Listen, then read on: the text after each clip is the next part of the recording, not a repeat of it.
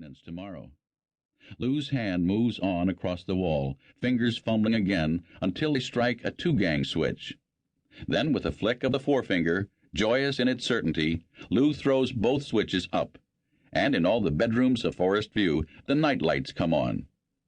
Night lights are important. They might save other residents from falling on the way to their bathrooms in the middle of the night. They might save Lou from such a fate. April, one of the aides, has forgotten to turn them on, or else she's been too busy. When that happens, Lou does the job. He doesn't mind. It is a job. "Hi, Lou."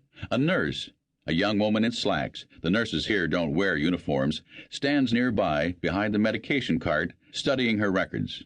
"Hi," Lou says. "Who's that?" "Eileen," she says, adding, "Lou, did you get your iron today?"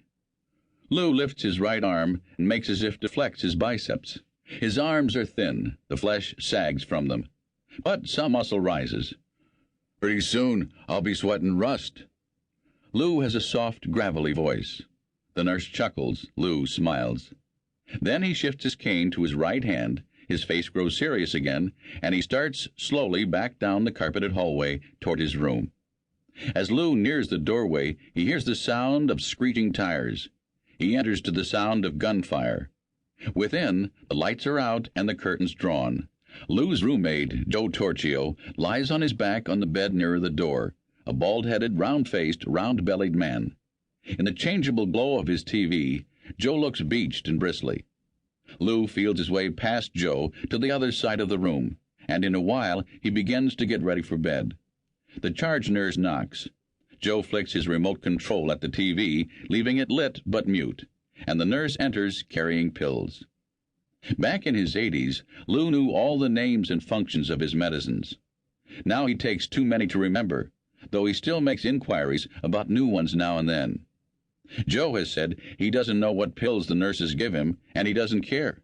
"If they want to kill me, go ahead," Joe likes to say, and Lou replies, "Joe, don't talk that way." But Lou says he isn't worried either, because the pills he takes all have arrows on them to tell them where to go once they get inside. The nurse laughs. Lou and Joe may take a lot of pills, but they are among the most physically healthy of Linda Manor's residents. Joe turns his head on his pillow and looks at Lou, who has climbed into his bed and under the covers. "We're the best," Joe exclaims. "God help the others if we're the best," Lou says. "Anyway, I can't read." "I could read if I could see." "I have half a brain and you can't see," Joe says. "And so betwixt us both, we lick the platter clean," Lou says. He smiles, the covers pulled up to his chin, and he sighs. "Ah, dear, it's a great life if you don't weaken." Joe aims his remote control at the TV. The sounds of a car chase resume, and Lou drifts off to sleep. At 11, the night shift takes over on Forest View.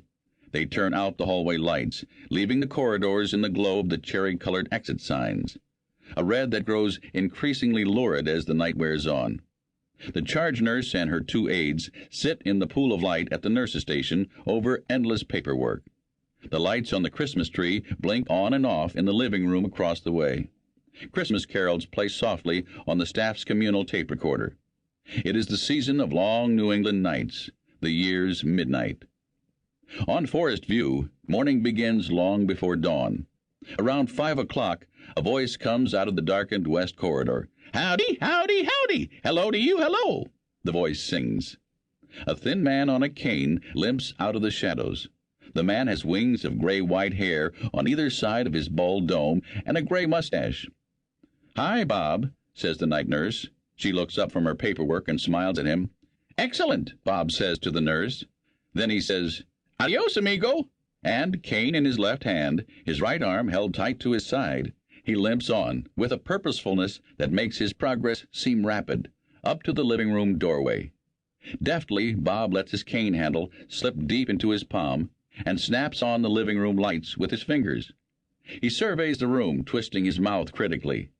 Then he lays down his cane on the seat of an armchair and starts moving furniture around, pulling chairs here and there, one-handed and hobbling. Bob is the victim of a left-brain stroke. He is 70. "There," Bob says, when he's assembled a semicircle of armchairs.